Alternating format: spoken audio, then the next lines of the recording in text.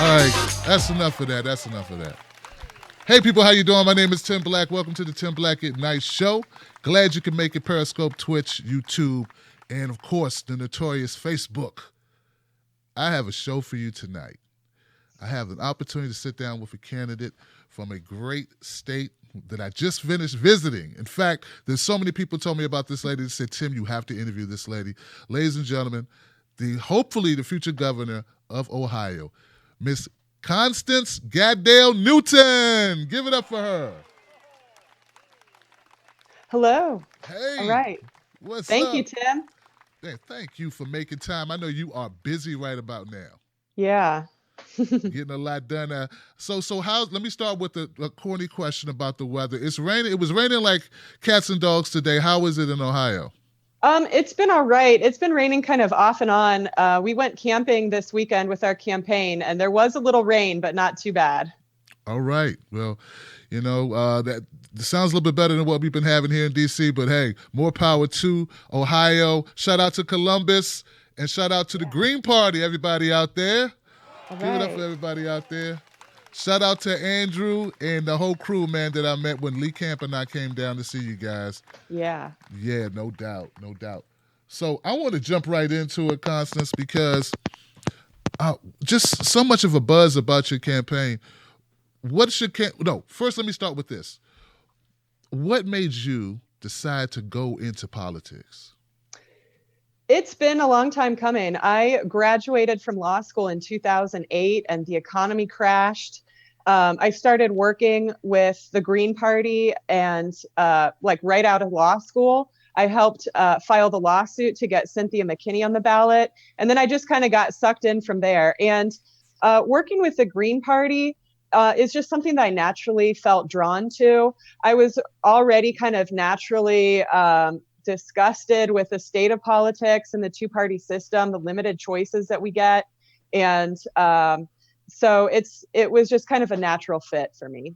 Gotcha. You had me as Cynthia McKinney. I'm going to tell you, you had me there, man. I'm a fan of Cynthia, and that's amazing. So law school, and you were always sort of like an activist at heart, Yeah. I've been doing activism since college. So that was really when I got started in college. I was organizing with Take Back the Night. It's anti-violence march and anti-rape march. So I was, introduced to radical politics through radical feminism. But then it really just kind of, there's so many aspects to politics and so many things that I care about that I really have kind of a holistic perspective of politics coming out from there. So I've worked on a lot of food justice issues, organic foods and food deserts, food co-ops. And I'm also a criminal defense attorney. So just seeing how many people that we incarcerate every year, that there's a for-profit prison system, I really decided to make that my career. And I wanted a job where I could do activism every day. And so I'm able to do that. And I'm very lucky to be able to do that as a self-employed criminal defense attorney and juvenile attorney. I'm a guardian ad litem. So I get to stand up for the people's rights every day in my job. So I feel very lucky that I'm able to do that. Man, that is so impressive and so interesting. What a very background, but a background about the people. That's so impressive. When you said something, you said radical politics. I'm going to tell you something, Constance. The only people I ever hear use the word radical are Green Party members. In fact, the first time I heard that, I was like, okay, because it was the Jamu Baraka, and he said, radical tradition, the radical politics, and I was like, well, what are we talking about here? What do you mean? So could you define it for the audience? I got it. I know what it is because he schooled me. Could you school the audience on what you mean by radical?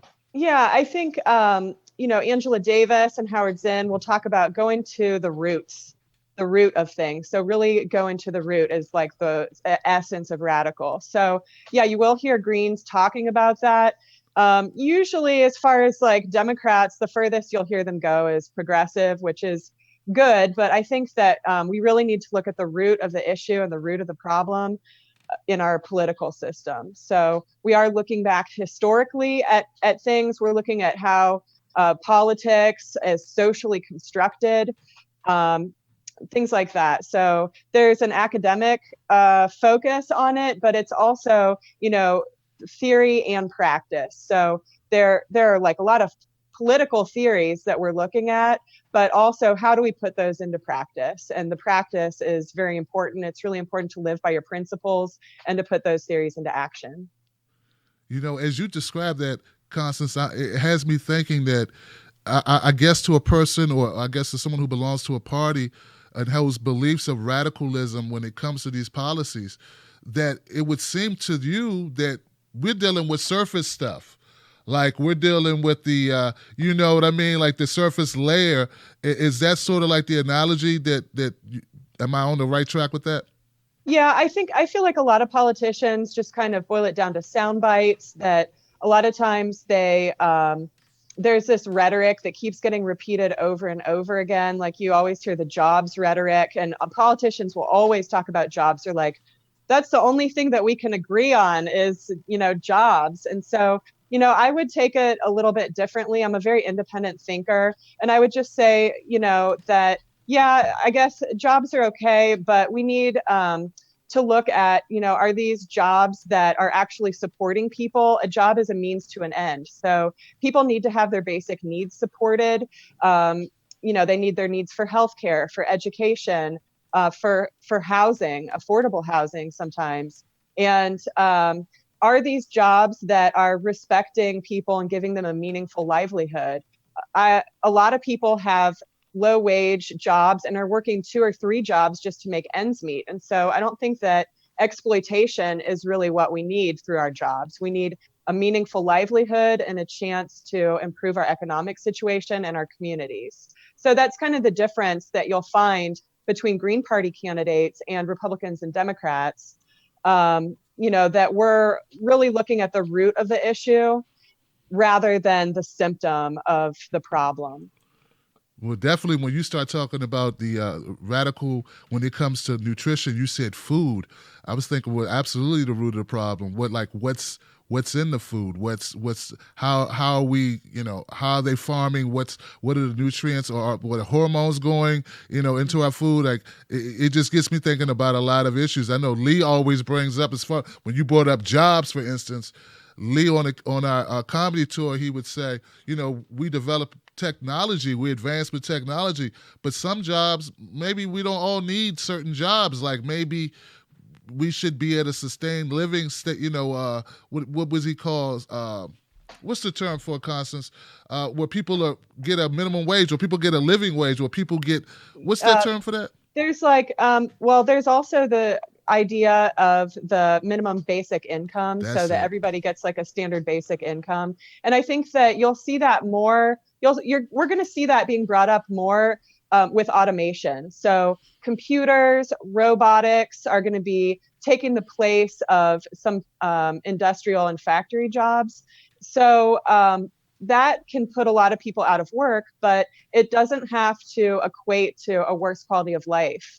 I think, one major issue that we have is greed, and the people at the top exploiting workers and exploiting the land and not sharing the wealth. So if they're able to make a greater profit using robotics and technology, then that should be something that's shared with the general population. We shouldn't suffer because we're having advances in technology. Man, I love it. But the only problem is, isn't that just the free market at work, Constance? People should be able to be multi-billion, super gazillionaires. That should be cool. And the rest of us need to just work harder, right? Like that's the talking point. There's the myth of the invisible hand, and that, it's going to guide everything and make everything okay. But I think that, part of human nature, unfortunately, may be trying to hoard all the resources for yourself if you have the chance to do that. So, I don't think that the market is necessarily going to correct for greed. I think that, sometimes people, business owners, people at the top, people with power are going to do what is most profitable to them and what secures their power. It's So, unfortunate. Yeah. yeah. It really is. I mean, I would love, we love to think that most people are really good people, but when you have corporations and they need profits, they have shareholders that are looking for dividends, they don't they don't care about us, as Michael Jackson said. Yeah, and so we've seen the movement towards corporate personhood, and that they're trying to give corporations more and more rights. And I really believe that the rights are for the people, that we're the ones who need rights. We are living, breathing creatures, we're organisms, and that we have the right to live and to thrive. And those rights should be protected under the Constitution. But the trend has been corporate personhood and corporate rights. So we need to overturn Citizens United and those type of decisions so that we're bringing the rights back to the people. I'm going to ask you this question. I know it's perfunctory, but are you taking any PAC money? You got the super PACs, dark money laying around there for the Constance Right. for Ohio I'm proud campaign? to say no. Yeah, we do not accept any corporate money. And that's not just my campaign, but that will be all Green Party candidates. We've all taken a pledge not to take any corporate money. So I'm not taking any money from corporate PACs. I will take money from individuals, from living, breathing humans, and from the Green Party. Like there are state and county parties that also raise money from humans, and so I will accept money from Green Party organizations where I know that the money has not come from a corporation. So yeah, that is something that, it's really my mission to represent the people, to represent the will of the people, to listen to my constituents and to people who I'm representing. And I will say that Green Party candidates have the lowest cost per vote. We are the most efficient candidates. My cost per vote in my last election was 66 cents per vote. And another candidate that was running at the same time, his cost per vote was 17 cents. And so if you compare that to the major parties, they're buying votes at a cost of up to $10 per vote. So we are running our campaign on a lot of passion, and there are a lot of true believers who are working with me on my campaign, and it is on a shoestring, but we are resourceful. And so we do need money for certain things like, the tangible things like T-shirts, buttons, posters. And we're also just looking to the people to help promote us as Absolutely. well. So there are a lot of free things that we can do to promote our campaign. Absolutely. Like this show, for instance, is a free thing. Yeah. Absolutely. And hopefully everyone who's watching this show will share it. You heard Constance, Green Party folks don't take the super PAC money. You want candidates and a party that's, funded by the people. Well, then we have to support it by sharing it, guys, and get their word out, because they're not going to be running a bunch of YouTube ads. They're not going to be on Instagram running a bunch of ads. So how about doing that, guys, if you're out there? Right. Yeah, we can do it. I mean, it's not easy to get the word out when the mainstream media is often cutting us out of newspaper articles and the debates. But we've really tried this election to have a professional media strategy. We've been sending out press packets, and we have actually had some progress with the mainstream media. So I am getting mentioned in reporting on the governor's race. Of course, not as much as I would like, but it's kind of baby steps. We're making a lot of progress, and we're getting some attention, and we're having a good time. But well, look, I'm surprised. I'm glad to hear it. So happy to hear that you're getting some exposure. But you didn't just join the race. You've been in it for a while, right? Like you've been prepping. You've been involved. Right. I announced over a year ago that I was running for governor, and we needed that early start because we are the underdog, and we had to get 500 signatures, which doesn't sound like a lot, but with all the barriers that the major parties are throwing up against people getting into politics, that was actually quite difficult. So we had to collect signatures from only Green Party members or unaffiliated voters, and only those people could gather signatures. So a lot of my supporters were actually coming out of the Democratic Party, I had a lot of really passionate people on my team, but they were not able to sign my petitions or to help gather signatures. But we did finally get that, and we are going to be on the ballot. And so I'm proud to say that I'm going to be on the ballot with the other two major party candidates. So my name will be up there with the big dogs. With the big dogs. I love it. I love it. Bark at them all you can. So let's talk a little bit about your platform, Constance. What's something about your platform that Ohio needs, and why? There are so many issues that we're focusing on. So we're not a single issue campaign. One of the major issues is the fracking industry has hit Ohio in full force. And so I'm committed to an immediate moratorium and ban on fracking and injection wells in Ohio. And we also want to support community bills of rights. So community members have come and tried to fight fracking in their local communities, and they're being shot down, from a lot of different directions. So it's really important, not only in the fight against fracking, but just in the sense of democracy, that local communities are able to stick up for their rights. So, so that's one major topic. The environmental issues, of course, the Green Party is really strong on that. So as we're transitioning off of dirty energy, so the coal and gas industry, we're going to be promoting incentives towards green energy. We want to bring back incentives for wind and solar in Ohio and promote locally owned, worker-owned, and community-based green energy cooperatives. So, instead of just pushing a jobs rhetoric, we're going to be promoting community ownership of green manufacturing, worker ownership of green manufacturing, and community ownership of the utilities and resources. So we're saying no to out-of-state corporations coming in and exploiting our workers and exploiting our land for a profit. We want Ohioans to be able to keep that wealth and to keep that wealth local and to promote locally owned businesses.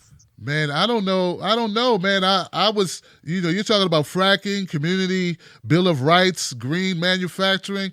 I didn't hear anything about Russia in that at all, Constance. You're not a patriot. That's must be what it is. That's not one of your issues. Let's talk about community Bill of Rights. I've never heard that before. So you mean the community actually has rights as to what can happen to the environment, the living situation? Is that what you mean? Yeah, go figure. So there are a lot of community and citizens groups who are organizing, and they're trying to get local ballot initiatives passed to be able to have local control in their area over fracking, over other types of issues. We've seen some local initiatives in Ohio to decriminalize marijuana in Toledo and Logan, Ohio.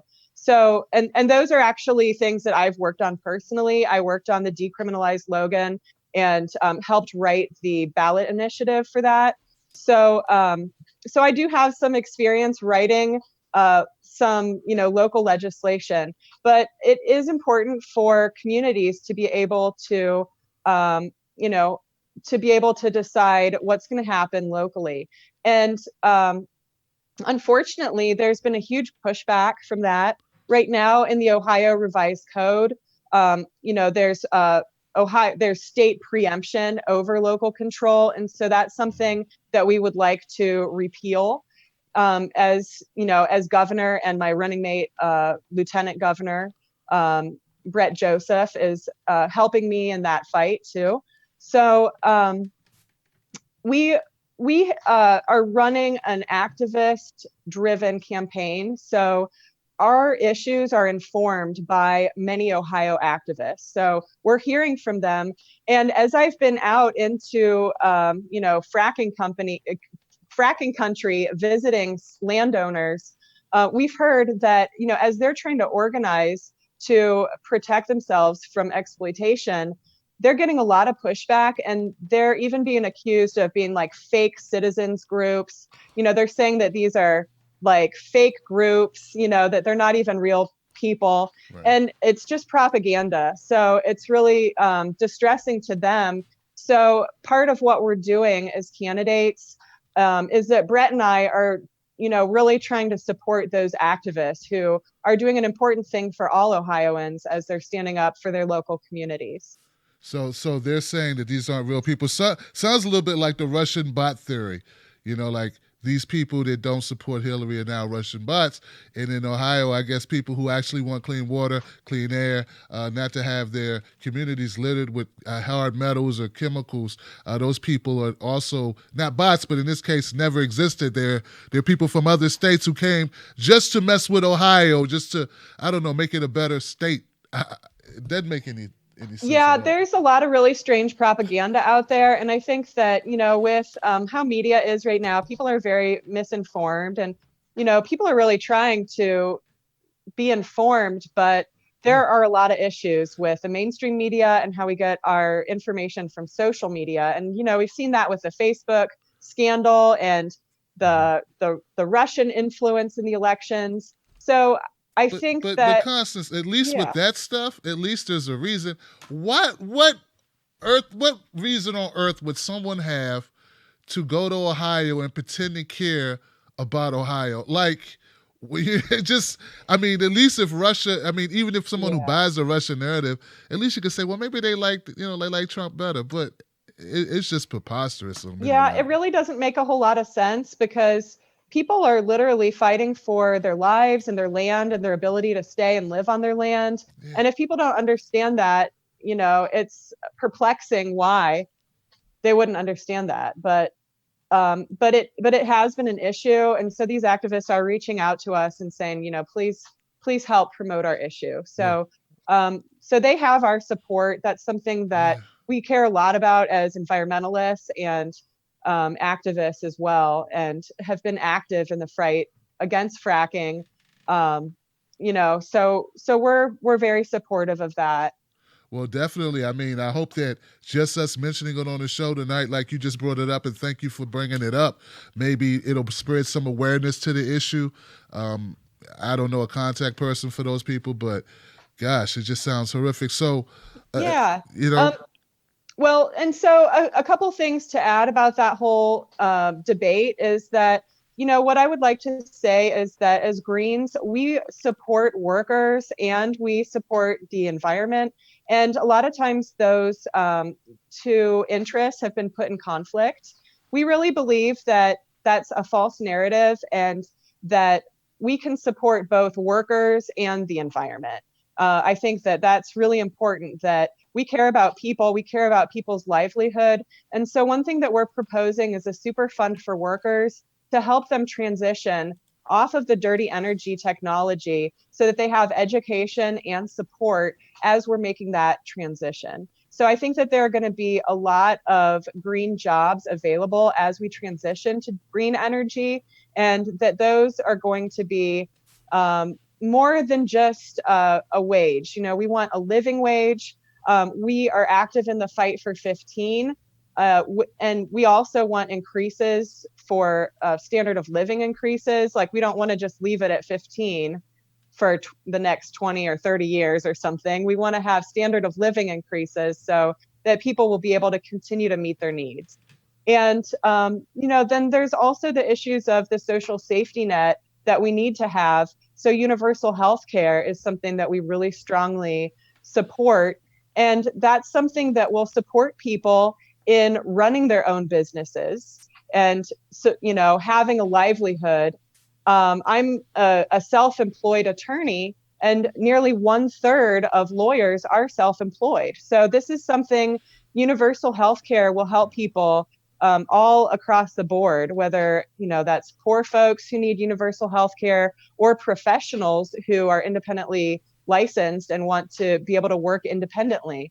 It'll help people have small businesses. It'll help entrepreneurs. So we really look at, the economics in a holistic fashion. Whenever I talk to people about healthcare, I very rarely have anybody give any pushback. I don't care if it's conservative, liberal, progressive, whatever you frame yourself as, democratic, socialist, whatever it is, or socialist. Very rarely do people say no. We don't want healthcare. We don't need that. So Yeah. it's as you pointed out earlier, it's money in politics. It's the influence of these parties. What they want done somehow gets done. What we need, what we want somehow gets lost in the sauce. So, like a lot of the Green Party's platform, a lot of your platform, it just seems like common sense to me. I don't know. It just seems like it's a no-brainer. Yeah, that is kind of what we're going for, the common sense, just looking at the issues independently and, uncorrupted by corporate interests. So I think a lot of times what you find is that politicians have taken money from corporations, and the corporations are dictating how they're going to vote and what they're going to promote. And you have organizations like ALEC that is literally writing the legislation for politicians to vote on and just pushing that through. Oh yeah, it would be easier if I didn't have to do my job and I could have an organization write all my, legislation for me. But if you're, I hope to kind of raise the bar a little bit and be intelligent and be an independent thinker and just think about these issues critically and independently and listen to the people and what people are telling us about these issues. So I didn't think of all this myself. I've had a lot of people giving me input into what our platform and our issues should be. So it's a people-informed campaign. Wow, what a crazy idea. People informed campaign, people working together to come up with the platform. That's amazing. The Democratic Party, they were supposed to have this platform that everyone was included in. And then, I don't know, somehow all the ideas by the group were like the progressive ideas, the things that lean progressive were kind of thrown to the side. And we know how that goes. So you said criminal justice. Please tell me about your work in that field. What's been your experience? It's been a pretty wild ride the past 10 years working as an attorney in Columbus. I've gotten to represent so many people. I'm an activist attorney, so a lot of times I'm representing people in civil disobedience actions or protesting for our rights. But my day-to-day is more just your bread and butter, your everyday criminal defense work. I represent adults and kids, so I do adult misdemeanors and felonies. I represent children who are accused of crimes. And then also in these like abuse and neglect cases, I'm a guardian ad litem. So I'm representing the best interest of children. Sometimes I represent the parents who are accused of abuse or neglect. So I feel really lucky that my job is really protecting people's rights. There's the right to parent in the 14th Amendment of the Constitution. So, sometimes I'm protecting the parents' rights to parent their children. And I think that is a very important right. Not all the parents that I work with are bad people, although I have seen so many people struggling with drug addiction and other issues as they've been caught up in the system or not having health care. And really, the opiate crisis in Ohio seems to be really rooted in our lack of health care. And I see so many and our, the struggles that people have with mental illness is really a lot about healthcare. So providing for some of people's basic needs, stuff that everybody can benefit from, is going to help our whole society. So what I've been able to glean as a defense attorney is that, I've been able to see how policies enacted in the Ohio Revised Code affect people and impact people in their daily lives. So I've seen how child support law, punitive child support law, punishes fathers and it punishes the whole family. I'm absolutely a feminist, but I have so many men who I represent and support men's rights as well. So, I see how fathers are punished, and a lot of times that punishment is really coming down on poor people, poor families, and it punishes the whole family. when a man is incarcerated because he can't pay child support, or his driver's license is suspended because he can't pay child support, then that means that he can't work to support his family. A child is much better off if they have, a parent who's not a felon. And so they're really punishing the child in those cases. Hold on a second, Constance. You're blowing my mind here. Yeah. You're blowing my mind here. I said I wasn't going to use the clap button too much more. People say don't use the clap button. I had to use the clap button. I don't know, Constance. Are you real? First of all, you're not a prosecutor that threw people away, threw people in jail. I don't like Kamala Harris. All I'm thinking about is Kamala Harris. Everybody tries to tell me she's so great. She's the greatest thing since sliced bread. I'm like, well, she didn't even want people to get out of prison early because she wanted to use them as prison labor.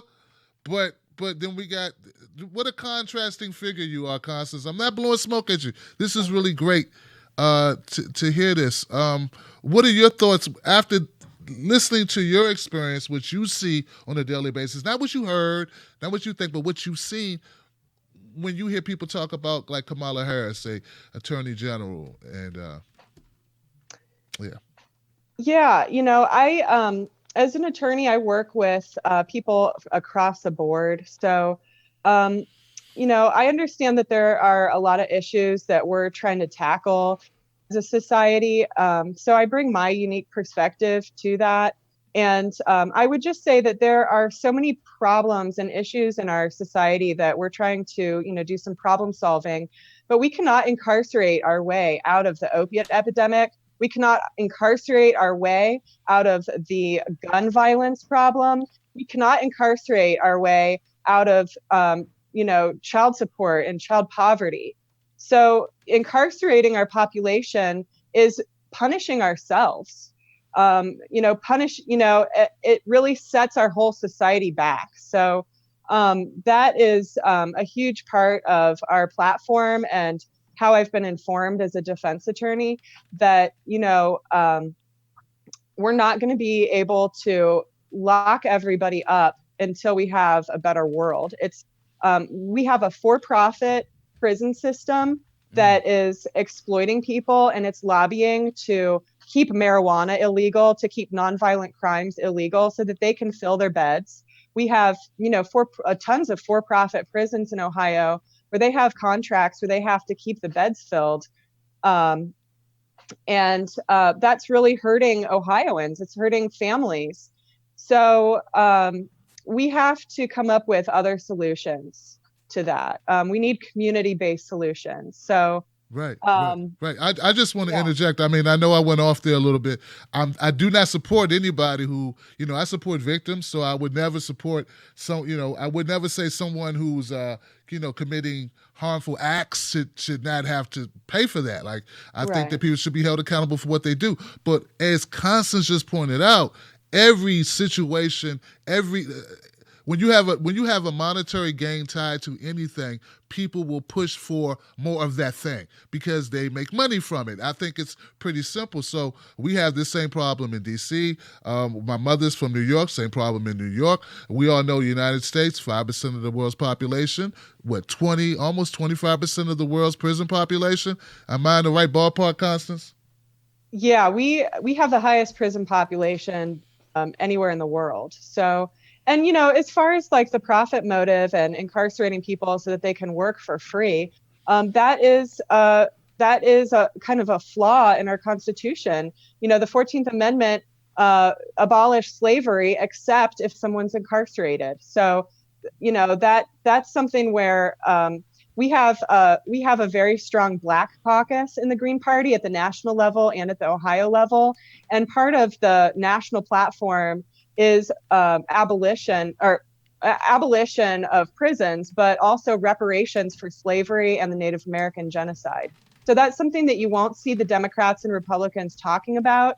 That's something that has come from our Black caucus and something that the rest of us support as okay, this is something that was promised a long time ago and something that we need to move forward on. And so now the the issue is how do we move forward on that? So that's something that is still being worked on. But I think that with progressive economics and supporting people, hearing the voices of diverse people who deserve to have a voice in our system, that's how we're going to make progress on that issue. A lot of times when I hear people talk about crime, because the conservatives run on the law and order ticket, and I seldom hear them connect poverty with crime. It's like, no, these people are just evil. Maybe they're struggling to survive. Maybe that has something to do with some of the, the stress. First of all, just the mental stress of trying to survive. And as you pointed out earlier, I think you said working 2 or 3 jobs, just trying to make ends meet. There's absolutely a very strong correlation between poverty and crime. If you look at domestic violence, a lot of times when people are stressed out about money is when couples fight the most. So I think also, not having healthcare, people are self-medicating. Many of my clients are not able to see a doctor for pain or for surgery follow-up, or they have pretty treatable health conditions and they're not even able to see a doctor. And then some of the drug charges that I see are not necessarily even heroin or cocaine. They're prescription medications that people didn't have a prescription for. So people are getting charged with felonies sometimes for that. So there is a profit motive, unfortunately, in incarceration. And I think that what we have to remember is that for-profit corporations that are running our prisons, they have an obligation to their shareholders to make the most profit. They don't have a moral authority to punish, and we need to take that out of the equation. Absolutely. Absolutely. That's something that we've talked about on this channel before. It's something that many people who are a part of the Team Black community, of our community, feel the same way. I don't know. So opiate, I didn't realize the opiate addiction. I know I just had on Paula Swearingen, who was running in West Virginia, and they were hit so hard with the opiate epidemic in West Virginia. They're really digging out of that. And you alluded to it earlier. As governor, what are some solutions that you think make sense? Well, I think that it's reached the point where it is a state of emergency in Ohio. So I think declaring a state of emergency, making sure that we have adequate funding for rehabilitation and detox. Universal health care is a huge thing, providing health care for people. And I think that this is a medical issue. So, as far as the opiate addiction, it's really a medical issue for a lot of people, and people are really desperate to get treatment, but treatment isn't available. Advances like having naloxone available to people and having that freely available in pharmacies, in public places like schools, churches, restaurants. I mean, there's people may use in the bathroom of a restaurant sometimes. So, restaurant owners are having to deal with this. And I've heard in my community, there's a great manager at Wendy's who is, has to deal with the drug crisis in his, in his area. Right. So it's something that we're having to deal with. So I think really providing adequate funding to treating that problem is key. And, really healthcare is at the root of that issue. So I don't think that we're able to incarcerate our way out of that problem. We need to have treatment facilities that are available for people, because there are so many people who want treatment and are desperate for it and cannot get the healthcare that they need. So that's a lot. I mean, that's more than most politicians are even considering. That's not even on the table. To hear we can't incarcerate our way out of it. I think I've heard that statement, but not also connected to the mental health issue, and also championing for universal health care. Like, you get one piece out of the corporate Democrats, you never get the entire buffet, as you just described it. let's jump to a lightning round if you don't mind. Okay. There's a couple things that have been in the news. I don't know. Your friend Hillary Clinton just received a medal from Harvard for the most transformative impact. What do you think about that? Well, I suppose Harvard is kind of part of the establishment, so it's not surprising that they would reward one of their own, but it's really unfortunate since Hillary Clinton is a war criminal and, has, done so many participated in other awful things like that. So, too bad, I guess. But that's kind of what we're stuck with, maybe. Yeah. I mean, that's as good as you could come with. Yeah. It's what else can you really say about it? We also the number 2, Gina Haspel. She was the Bloody Gina was her nickname, and now she's our CIA director. Have any thoughts on Gina? Right.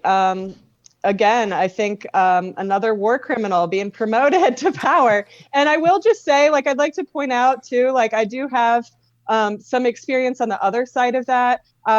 Although I'm a defense attorney now, I started my legal career working in the office of the prosecutor at the ICTY, the International Criminal Tribunal for the former Yugoslavia, prosecuting war criminals. And that was part of the reason that I went to law school, is because I saw the atrocities that George W. Bush was committing. I had to live through the Bush era. And I got the idea at that point that I wanted to work on prosecuting war criminals and, work against in international law. So that's how I got my start. So yeah, I know that, we've had waterboarding and they're trying to do a fuzzy definition and say that it's not torture. Well, newsflash, I mean, when you're drowning someone to get a confession out of them, and basically, a lot of the ACLU has pointed out that that's not reliable information. You're going to say anything if you're being tortured, so if somebody's putting finger screws under your fingernails or forcing sex acts on you, or, and so, with the Guantanamo, they're dealing with,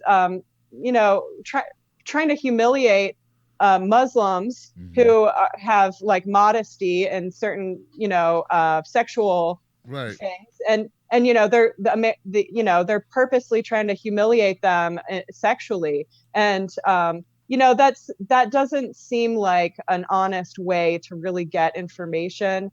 It just seems like they're doing it out of some sadistic, sick pleasure, and that there are other motives. There are actually other motives to getting information from that. Not quite something that you would expect from that shining house on the hill that's spreading democracy around the globe. So they say. Last question. Iran deal. What do you think about Donald Trump deciding to pull the Iran deal? Can you expand on that a little bit? Well, I look at both sides of the media. People talk about Donald Trump pulling out of the deal. They think he can get a better deal with Iran, better than Obama. Let's put it this way: Do you think that at this point Donald Trump is just undoing what Obama did, just to undo it, or do you think he's actually doing these things to get better deals for us? I think that Donald Trump is pretty incompetent, and so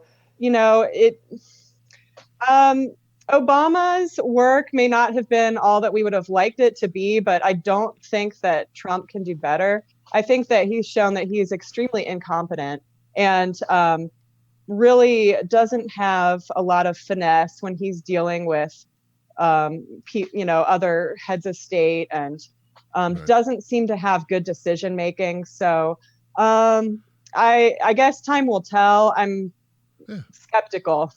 Well, about how he'll handle that. So I guess we'll see. I mean, this is out of left field. I mean, this is something that we've been talking about. But look, Constance, you've been a great player on the Lightning Round. I appreciate you for participating in that. No one knows what to expect with that. But now, I'd like to know, I'd like to be able to direct people. Constance, tell people where to go to find more about you, your campaign, and what you stand for. Thank you. We have a website. It's constanceforohio.org. And if people want to donate, we definitely need your dollars. A little bit goes a long way. So we have a donation page there. We have a way to sign up to volunteer if people want information. And a lot of our issues are on there. So I've only talked about a small number of issues on this show. We have a lot more, and there's a lot of it is very nuanced. So constanceforohio.org. We're also on Twitter. You can find me at Constance4OH on Twitter, and we have a Facebook page as well. So Constance for Ohio is what you should search for, and you'll find our webpage, our Facebook, and our Twitter. And I have a lot to say about so many more issues. There's a lot going on in Ohio, and we're really excited to be, actually in the governor's race. We're on the ballot, and I know that people think it's a long shot that a Green Party candidate could make some headway here, but I would just say that we only need 34% of the vote and we could win. And so when I look around at the state of politics today, I see a lot of people grumbling and complaining. They're disenfranchised by the two-party system. The Republicans, are corrupt. The Democrats are corrupt. And people are left wondering what to do. They're not being represented by these two polar opposites. There's a lot of polarization in politics, and we really want to represent all Ohioans. So we have a focus on urban issues and rural issues, and we really want to represent everybody in Ohio and listen to everybody's concerns and find creative solutions that are going to work for people. So constanceforohio.org is how you can get more information about our campaign, make a donation. Right now, we're just trying to raise a little bit of money for lawn signs and to get the word out. So a little bit goes a long way. Well, look, Constance, I want to thank you so much. Ladies and gentlemen, look for Constance for Ohio. As you can see, it's right there on the bottom beneath her name. And I definitely check out the platform. We haven't touched on nearly anything, but we did have a good time. You do get a basic sense of what Constance is about. She's about the people, and her policies show that. Constance, I just want to applaud you on the fact that I think if you could just hit home with that opiate addiction plan that you have, like I've met a lot of candidates and yours was the most comprehensive. And as you said, you didn't really go into detail about that entire plan. Yeah. I think a lot of people in Ohio would be interested in that if they just heard about it. Yeah, we have a lot of issues, and I think that we really are trying to get to the root causes of those issues, and that there are certain things like the universal health care that it helps with the opiate addiction. It helps children. It'll help business owners. And it's a more efficient way to run our healthcare system in Ohio. It just makes sense. So we're really promoting that. And that is also an issue that has come from activists who've worked on the healthcare issue. So SPAN is an organization in Ohio that's informing us on that issue. There you go. Thank you once again, Constance, for spending time with me, taking time out your busy schedule. It means so much. I hope that the community has been informed. Guys, you know where to go. Constance for Ohio. Look, guys, go do it. Become a part of it. Become involved if you're local. I love Ohio. Some great people in Ohio. Portia Bolger, what's up, sis? And I will see you guys on the next one. Thank you so much. It's been a real pleasure to be on your show. I really appreciate it. The pleasure has been ours, sister. Thank you. This episode has been brought to you by justinform.com. If you're tired of being censored, tired of having your data stolen and sold, go to justinform.com, a social media site where all voices are welcome.